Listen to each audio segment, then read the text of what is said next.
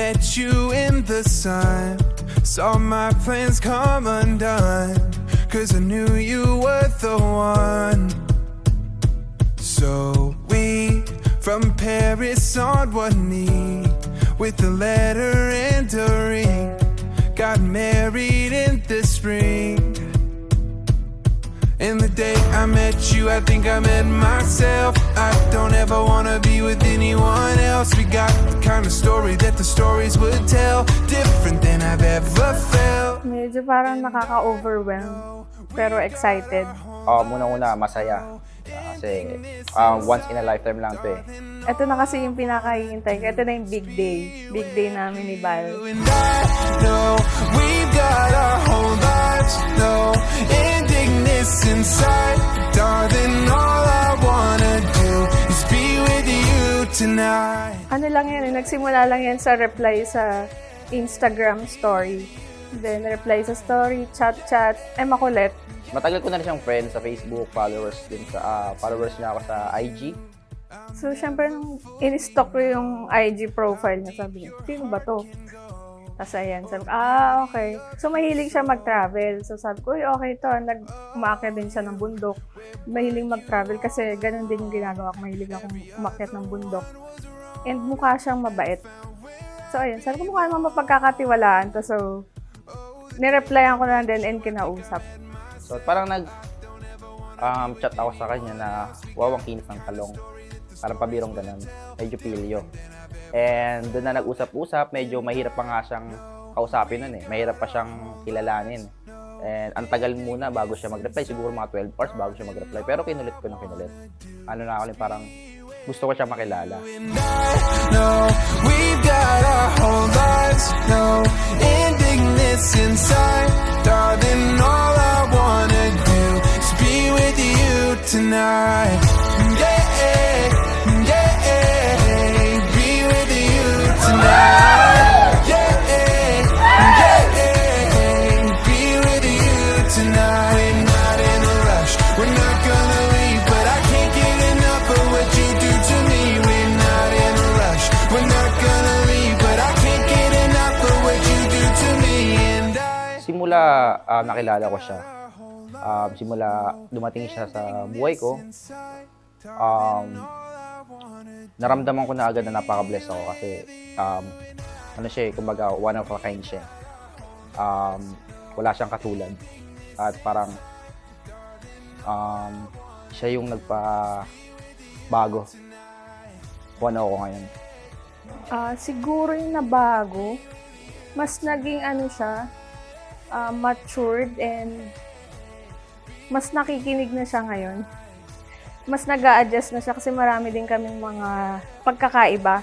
At syempre, para sa taong mahal ko, kumbaga para sa kanya to eh. Itong kasal na to para sa kanya.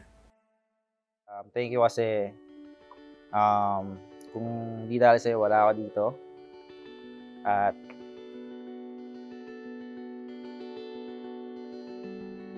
syempre marami ring salamat sa lahat.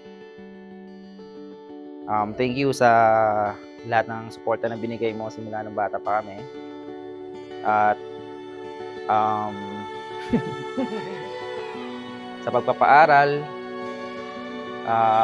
sa pagturo ng mga magandang asal at kung paano matuto sa buhay.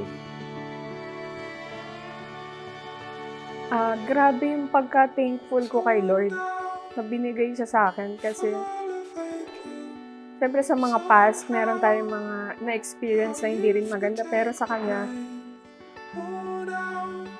maayos and talaga na-feel ko rin yung love na doble niyang binabalik sa akin. And alam ko dito rin kami nga papunta. Na-feel ko sa kanya yung meron akong future, meron siyang plan sa akin. Ayun, nararamdaman ko na parang interested siyang makinig sa kwento ko. And aside sa ganun, napakabuti niyang babae. Kumbaga, sabi ko nga parang wala siyang katulad eh. Kumbaga parang isa siya kumbaga sa isang daang babae. Parang nag-iisa siya na walang katulad eh. Parang gano'n. Me? Thank you for being a wonderful parent, pati kay Papa. Thank you for bringing me into this life. And grateful ako lalo na sa araw-araw, yung mga ginagawa nyo para sa amin. Tsaka yung walang sawang pagmamahal at suporta. Simula bata pa lang kami. Very grateful and thankful ako kay Lord. Dahil kayo yung parents ko. Every of the shame.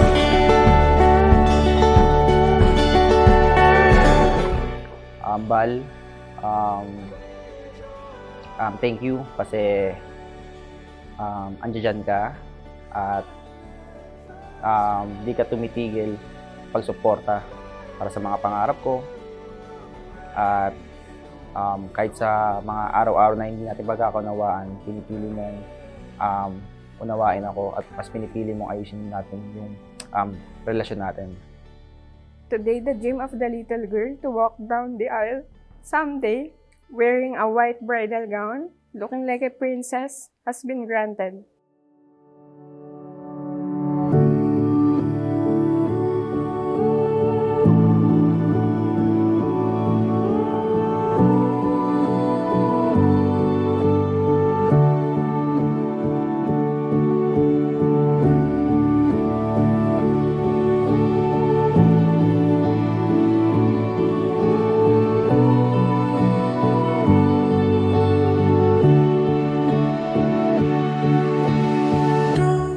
Hi, Bal. Alam kong mas kinakabahan ka sa akin today.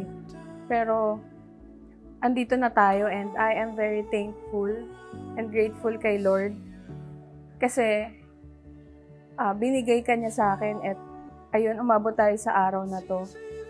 Gusto ko lang din sabihin na maraming salamat sa pagmamahal, sa pag-aalaga, at syempre yung mga gift, lalo na yung mga pa-flowers mo. Gusto ko din sabihin na mamaya na yung oras na inihintay natin yung haharap tayo kay Lord at magiging isa.